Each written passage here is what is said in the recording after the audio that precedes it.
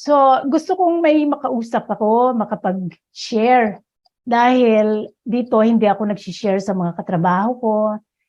Yung mga kasama ko lang na malapit sa akin, yung napagkwentuhan ko. At hindi ko rin naikwento sa family, sa dyan, sa Pilipinas. So, tinago ko muna.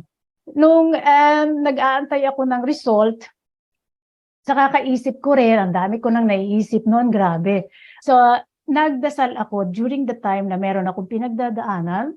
Sabi ko, gusto kong magnegosyo. Hindi ko alam kung ano. So, negosyo na hindi ako gagastos ng malaki, walang inventory, no rent to pay, yung ganon, no front loading of product, exactly like the GFAX International Marketing Strategy. Imagine niyo, may gagamitin si Lord para mabago ang buhay natin, may gagamitin siyang instrument para mawala or mabawasan ang ating mga karamdaman. All right, to make the story short, dumating ang result. Sobrang worry, balik tayo sa breast. Sobrang worry, December 22, 2021. Hindi ko talaga makalimutan yon kasi it was 2 days before Christmas Eve.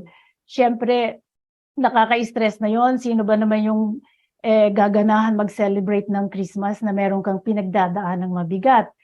So, nung tiningnan ko na yung mailbox, pag-open ko ng envelope, doon ako agad nakatutok sa result. Yung result niya, yun na. Ang nakalagay doon, it was not malignant cyst. But the bukol still there at nakapako pa rin during the time, 2021. So, na-diagnose ako ng non-malignant cyst 2021, na-introduce sa akin si Elixir 2022 na.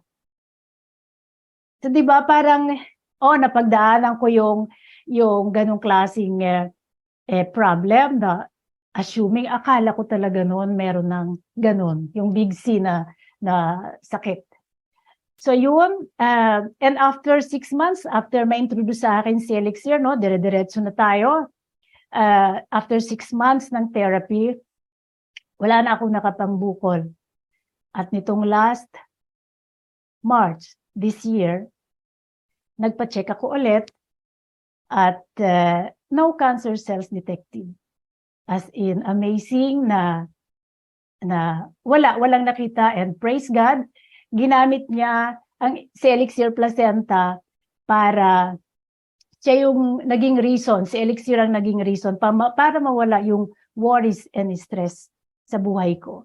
And thank you Lord na-introduce sa akin si Elixir. Sobrang thankful talaga ako. At yun nga, itong result dito, papakita ko yung result sa inyo. No? Itong may nakalagay, kung nakikita nyo, nakalagay dyan is, sa Swedish yan, Enga tecken på breast cancer hittades vid undersökningen. Ibig sabihin yan ay no signs of breast cancer were found. So, nag-move on ako dyan.